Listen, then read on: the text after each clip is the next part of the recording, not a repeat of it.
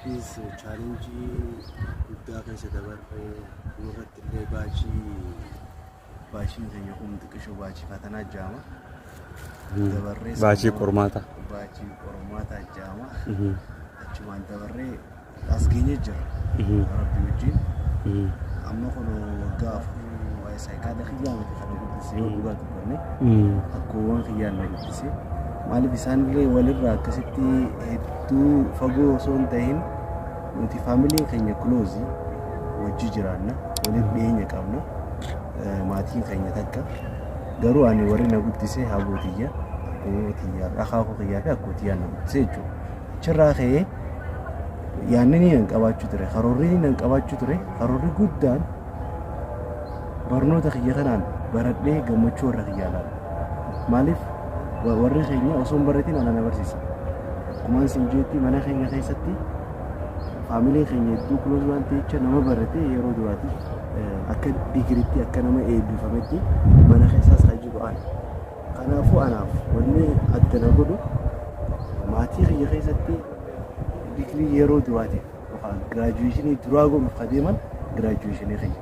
wanni adda godhu mana keenya keessatti akka kanaas hin jira kanaaf namuu gammachuu kiyya kana eeguuf qophii addaarra jiranii waa'ee maatii kiyyaa anilleen akka yaada kiyyatti waan hin niyyadhesan bakkaan gahee jeetiin yaada maaliif akkumaan sin jetti qormaata hedduu keessa dabarree dhufu qormaata fireeshmaan koorsi irraa eegalee hanga egzit egzaamitti gibbii keessa chaalenjii adda addaa chaalenjii hedduun nu qunname kana hunda dabarree nuti ani waan hin takka waan hin sitti idoo fadhu habraa maaseedha gamtaa barattootaa keessaan hojjedha waa'ee ispoortiirra waa'ee doormiirra waggaa lamaaf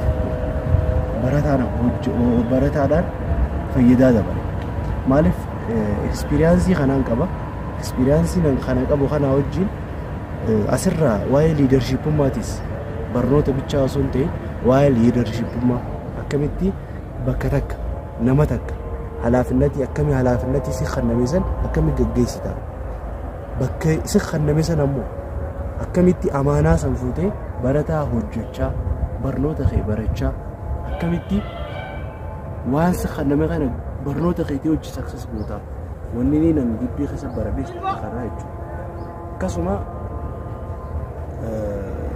baay'ee namoonni galateeffachuu fadhuu ammatti akka warra keenya akkootii adda kaa'uu kiyya haadhaa fi abbaa kiyya jechuudha maaliif na gargaaranii jira akkaan irra guyyaa irraa gammachuu guyyaa irraatti irraa akkaan ga'uuf hedduu na gargaaranii jiranii akkasuma ammaas waa'ee saayikaatirii na gaafattee ture. Akkamitti gamana dhuftan karooruma keessan abjuu ijoollummaa irraa immoo guyyaa keessa jaalattan kan jirtan. Dhugaa dubbachuuf saayikaatirii dipaartimentii jedhamu yookaan fiildii jedhamu eegaan gibbii seeneen bareechuun danda'ama. Maalummaa saayikaatirii. Maalummaa saayikaatirii ani saayikaatirii seenaas jedhee yaadeen turre garuu qabxiin nu dhufee nurratti guukaan namni qabxitaa 12 guufattaname dipaartimentii kanname dhufa nurratti baachiin keenya baachii qormaataa waan isin jeefreefu osoo nuti neene freshman course nurra freshman course dhufe kun gibbii seentee qabxii dureen fiddisan parsantii 20 gabbusanii 80 kaan achitti dalagatee fiildii sanaariyaan filataa jechuudha. Gatii guddaa akka qabu haasii kana jechuudha. Haasii 80 kaan kudha lama fiddee dhuftu san diddaumaan si jira hafaa jechuudha. Kanaaf nuti gisee as dhufnu ani karoorri kiyya guddaan gibbii fayyaa seena.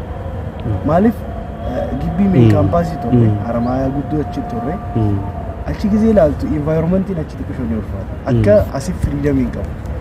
Kanaaf firiidamii san nuti akka barattoota seennee agarree kiraawudiidha akka gibbii fayyaa kanatti qilleensa bareedaa akkanaa tasgabbiin qabu barataan hedduu wal keessa jeequmsaa jira sana hunda gullaalu gibbii fayyaa seenuun hawwee jechuudha amma karoorri kiyya maal ta'e gibbii fayyaa seenu whatever haa ta'u dipaartimentii rankaa jedhamu haa ta'u ani wanni niin fadhee gibbii kana dhufu barataa 165 fidanas baachii keenyatti azarii taanee barataa 165tu gibbii kana dhufne san keessaa oguu dhufnu akka carraa ta'ee azarii keessaa xiqqishoo أما باشي خيّة كشو وانت قولوا ديبارتمنتي خيّة تقول نتها أنا لابين قالوا فريزر لابي بودا قالوا مرجان خيّة توتالي سايكاتري مالف هدون جالا دواي جزي هاسومس واي سايكولوجي جالي قندت سنلقين يما نمي سايكاتري جزي جامي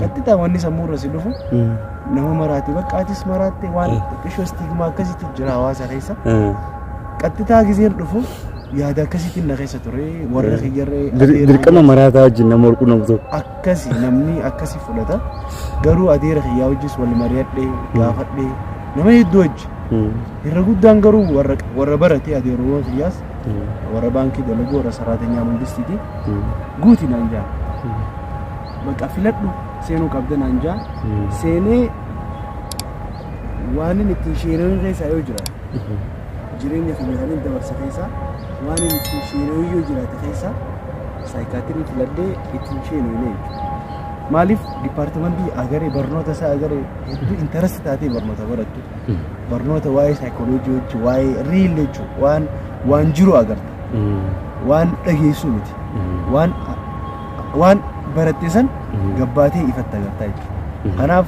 dipaartimentii khiyyaas filachuu khiyyaa waan itti gadde yookaan waan itti sheenuu hin jiru tootaalii saayikaatiris waan inni itti filadhee freshman koorsii mudhee asittiin bari garuu amma hedduu gammachuu qaban sinjaa waan gaaffii ati dura naa kaaftee gaaffii bareedaadha yeroo kee akkamii fayyadamtee waggaa 4 sarvaayiv gootee asiin geessee kana oguun siin jiru dhugaa dubbachuuf waggaa lammaffaa taaneef gibbii kana dhufnaan maaliif waggaa takkaffaa freshman koorsiidha meen kaampaasitti dabarsine waggaa lammaffaa taaneef gibbii kana dhufne ani waggaa lammaffaa san akkam jeeman siimee ibsachuun na ulfaata maaliif simisteera takkatti koorsii 24 ol baran simisteera takkatti simisteera baay'ee ulfaataadha baay'ee ulfaata maaliif simisteera san keessa nuti qormaanni nuti qoramaa turre isniin ani fattanamna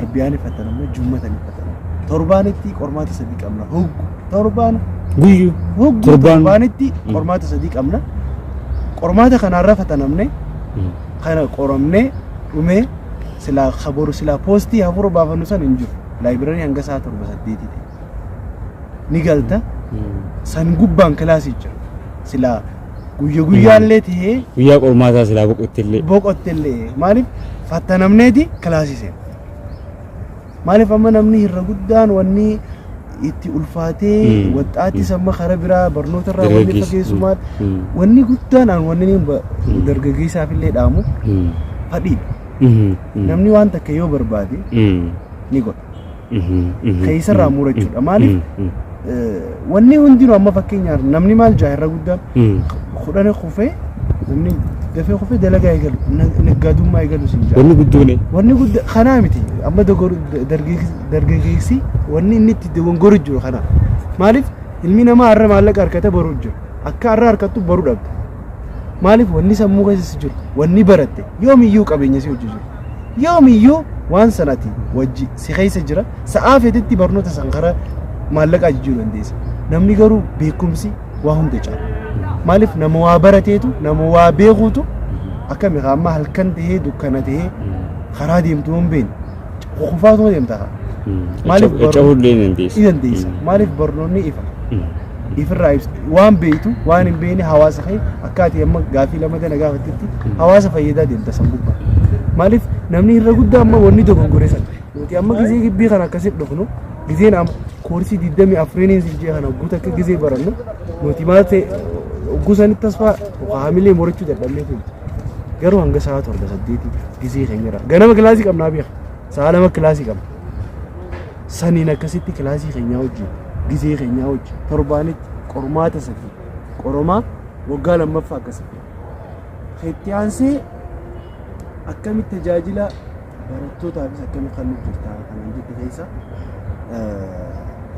yoo dhugaa dubbachuuf badhaasuu jettee yoo gibbii kana yoo gaafatte ifa arsuuf illee osoo hin ta'in barataan nan beekne ni xiqqaate jeeti yaada maaliif kana wanni fidee hedduu sooshaabiliyaan akkuma siimetti ijoollee dirree dho'aati nama hojii dafee walii galuun natti hin ulfaatu waliif gallaa ijoollee gamtaa barattoota keessa warra hojii daleenullee hedduu sooshabil hojjetaaniiti maaliif wanni itti na beekanis hedduu sooshabil jaaniiti na beekanii akkaan dhufeetti barattoota doorminiin eegale barataan gizee fireeshii ta'e yookaan dhufee yookaan firaasha dhabee yookaan tiraasii dhabee barataan gizee achitti gaa nucina wanta jiru sanii irratti haniin duratti eegale sanii achiin sanii eegale barataa sanii hojjechuu eegale barataan san malattis individualis gizee rakkate hedduu barataan wajjin wal gorsee yaada saasan akkuma fiilii xiyyaatillee ta'e yoo xiqqishoo rakkoon takka yoo itti dhufte yookaan waan rakkatee jiraate irra guddaa barataan kan wajjin wal mari'atu ta'us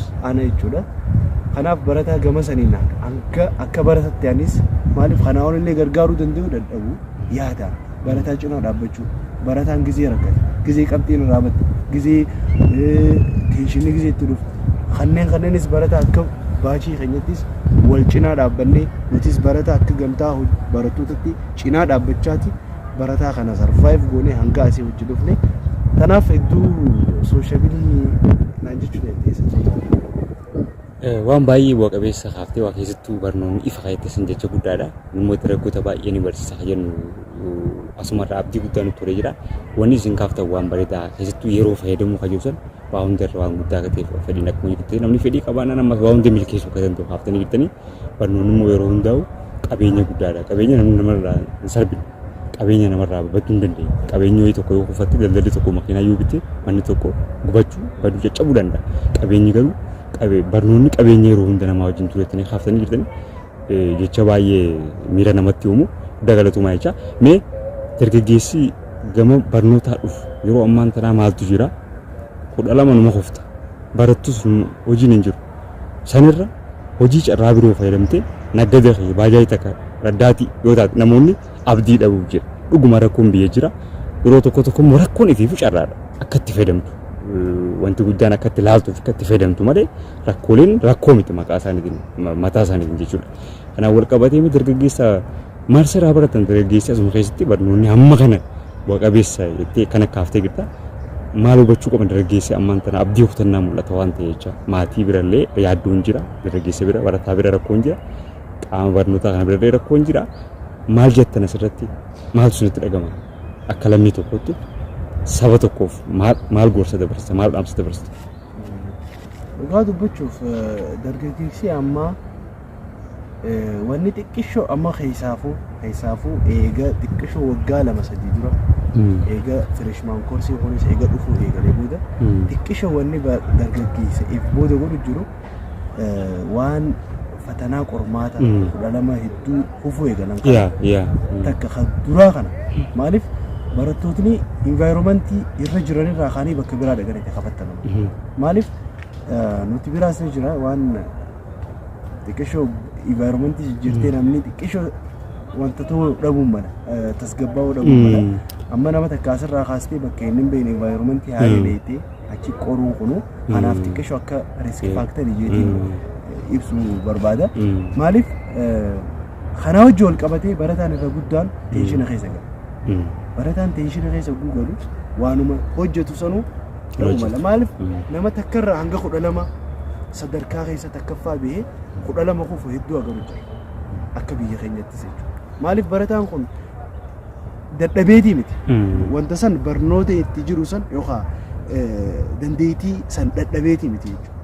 Maaliif takka teeshinaa jira qilleensa jiru jira kanarraa eegaleeti. Maaliif mangistiinis uummata kana gargaaree mootummaan nu hojii jirus ijoollee tana environmentii mijeessee fi maaliif irra guddaan amma kufu jiran akkuma agarru parsantii xiqqoo kan dabalu jiru 12 kan dabaree freshman koorsii jira warii dabaluu xiqqoo jechuudha.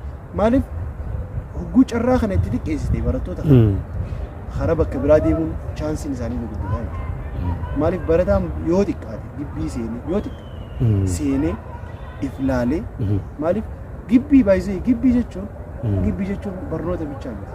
Namni wanni baratu gibbii seenee waan muraasa takka waa'ee saayikaatiriiti. Ani amma fakkeenyaaf waa'ee saayikaatirii akka dipaartimentii akka piroofeeshinii kiyyatti baradhe. Ani saayikaatirii daran wanni hin baradhe sooshaal laayifii. Maaliif waliin jireenya hawaasummaadha. Maaliif ani direedoo hin dhufu.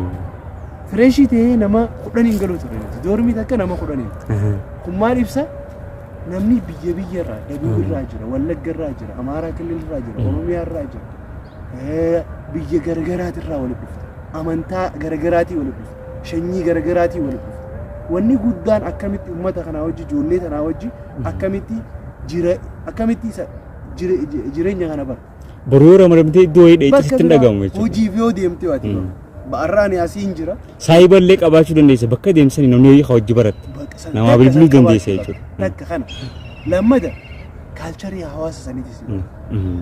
Sigalee wanni ati bartu nama sanirraa ani har'a ati hojii walitti dhiyaadhee yoon si hojii wal bare atirraa waan gaarii kan hin fudhadhu jira waan hamaa kan hin fudhadhu. Maaliif nama hojii guyyatti deelii osuma jiraachaa jirtu social life nama sanii bara.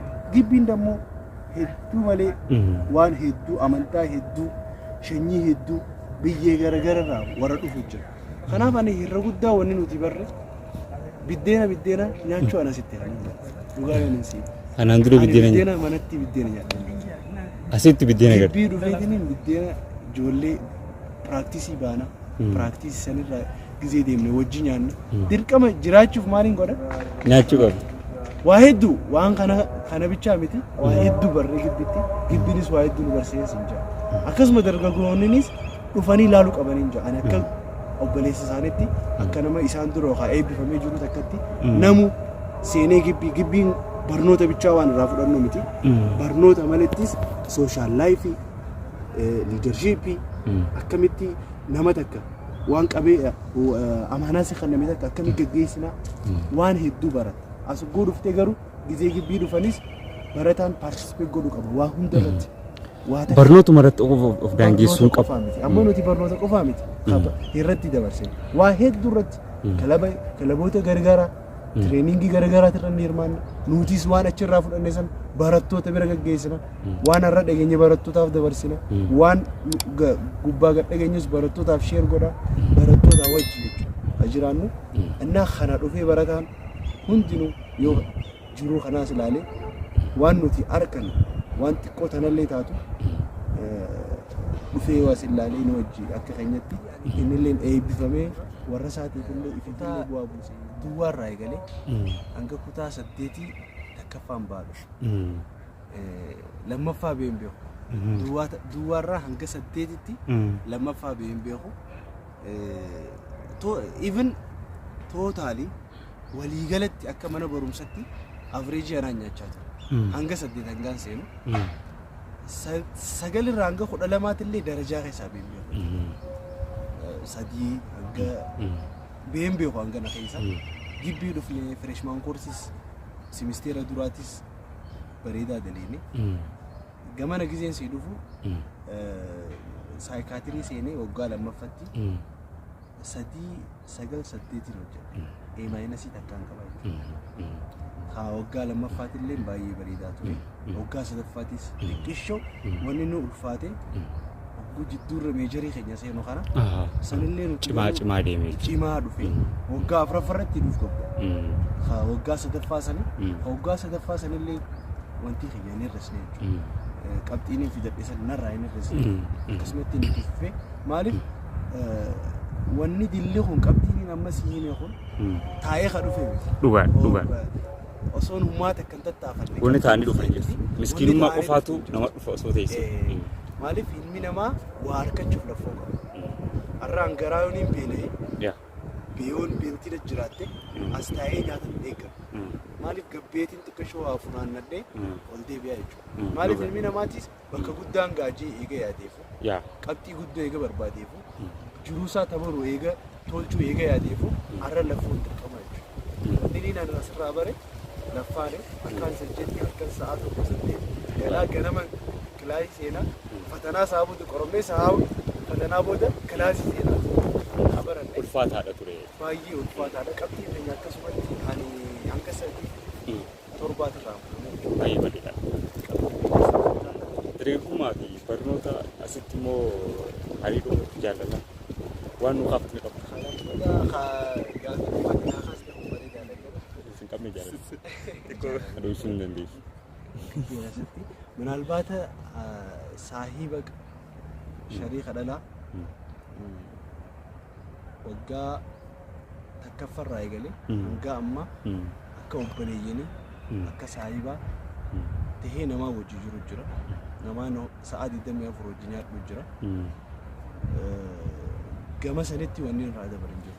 Gama rileeshinatti. Ogeessatti sammuu waan taatanii jechuudha tasgabbeessaa biraa jechuudha. Malee nuti alatti waan akkasii amma laayifii akkasii hedduu haa agarre jaalala sanis dhalama ture. Maaliif san dura nuti gisee raawwattanii dhuftanii san dura xumurree waan dhufne jecha gibbii irratti ati akkasitti diippilii wanni keessa seenne anaaf garuu anaaf san haree amti an gibbii irra wanni dhufee jaalala arge garuu waan biraa yaada biraa kanin si kaasuu yoo jiraate haloolii galatti dhugaa dubbachuuf parsantii guddaan namni rileeshina keessaas hojjiseenee jaalaltiin qabde ja'us waan dhuma qabu miti. Maaliif anarraas dirreedhaan jira kaan amma mucoon takka wallaggaa yoo ka dhuftu ta'e wajji waan dhuma qabu miti. Maaliif parsantii xiqqaa namni asitti jaalatanii eegala. I think wanni na fakkaatu an gibbii keessa hanga hojii jirtu gisee hojii dabarsu na fakkaatu. Ani jaalalli dhugaa gibbii keessa ni jira jeeyyaadha. Maaliif jiraachuu mala. Akkasitti goolabuun irra caalatti garuu waan laalturraa wanni bartee kan waan xumura qabu miti. Ni eegalta yookaan dhiistee adda baata. Kaan meedisin qara waggaa torba waggaa 4 barata. Walitti dhufan. Wal dhiisee ba'a. Kaan waggaa torba osoo gana hafuu fi kaan ijjalaa ba'a jechuudha. Sammoota kun hugguu bees maaliif namuu hugguu as dhufee laayifii hojii dabarsuuf malee ani kana fakkaatu. Jaalalti dhugaan jirti jee ani akka gama kajjetti ja'uu hin danda'u afaan guutuudhaan. Maal gorsita asirratti dargaggeessa? Barataa. Barataa wanni waan hubatte wanni asirra gorsuu danda'u guutumatti yoo jiraate laayifii akkanaa keessaa bahee guutumaa guututti barnoota isaatirratti yaada isaa yoo deebise akka kajjetti saniin gorsa. Maaliif tuni hin dabartu. Yeroo xiqqoo asii qabdu kana yeroo xiqqoo qabna gibbii keessatti waggaa 4 qabna. Waggaa 4 kana digirii isaatiif kanneen waa fudhatee bahee barataan kun laayifiin san boodaan dabartu. Maaliif gibbii keessa taatee amma fakkeenyaaf akkuma reefu siimuu turetti namni takka hanga sa'a 7 dubbisan baruuhaa qormaata qabu. Barataan kun hanga sa'a 7 ka dubbisuu qabu. Chaaptara 2-3 ka jiru kana islaayidii 200-300 ka taa'uuf kana dhiisee gabbeetiin nama wajji jaalallee tiyyaa wajji xiqqishoon gisee dabarsa yoo kajoote baroosoo qormaata qabu barataan kun islaayidii 100 osoo dubbisne yoo baru seene gaafii 2-3 keessaa dhabuu mala. Maaliif 2-3 san dhabu? Barataan kun wanni ka dura aanuu qabuuf dursa kannu. Maaliif dursi barnoota isaatiif arreewoo kanne tun baruu ni argata. Kasi sii galee mi? Waan dura dursa kannu qabnuuf dursa haa kanni nolu. Malee tootaalis wajjin deemina jechuun ni ulfaata. Maaliif barataadha, waxxaatiidha, san gubbaan laayifii dabarsuu fedha. Ka barataan alatti waa'ee kanaa hin beekne ka asit dhufee garuu jira. Irra guddaan barataan ni jira. Kana dura waa'ee jaalalaa, waa'ee kanaa kan beekne gibbii kana dhufee waa'ee jaalalaa ka baru jira. Irra guddaan barataan nama. San akkasitti irratti amma rakkinni uumamuu ni danda'a. Maaliif akaadaamikii hojii wal qabsiistee qabxii isaarra rakkinni dhufuu ni mala. Osumaan agarra isaaf laayifiin haariyaa barataa irra guddaan barataa sababa dubartiitti sababa jaalalatti waa'ee suusii keessa kaseen hedduun beeka. Maaliif ni dhufa gibbii hanga 12tti barataa saqaa ijaamee biyya kanaaf fuula duraaf biyya kana isaatu itti aana itti hafa barataa ijaamee irra guddaa amma barataa itti gaafatama guddaa maatiin biyyi eeggattu barataa akkasii irra guddaa sababa dubartiitti sababa guusiisan dhabe yookaan isiisan gisee waan inni jiru jalaa diddi karaa dhugaatii karaa sijaaraa karaa maarri irra guddaa akkasii hafee hanga barataan san withdraw hanga gibbiirraa ari'amee barnoota isaa sanis akkasii dhabutti hedduu jira. Wanni dhumarra isin dhaamsu ni gira wanni hundinuu wanni hin geenye hin jiru. Dursa kakkannu qabnuuf dursa kanneen itti aanu wanni nu eeggatu ni jira. Barataan ka danda'u irra guddaa ni jira. Guyyaa poostii isaa hin qabatinaa jechuudha. Qabachuun bareedaadha. Maaliif if control gootee if dandeessee maaliif gisee kee adda baastee waan barnoota keetiif kallite kaanis enjoy godhaa barattoota hojii hiriyoota keetii hojii yoo jaalallee qabaattis jaalallee keetii hojii gizee yoo dabarsite maaliif osoo asittis jireenya kee osoo hin balleessine barnoota keetirra osoo dhiibbaa sitti hin finne akkasii yoo dabarsites bareedaadhaan jaa garuu waan dursa kalluu qabnuuf dursaa kalluu jaa.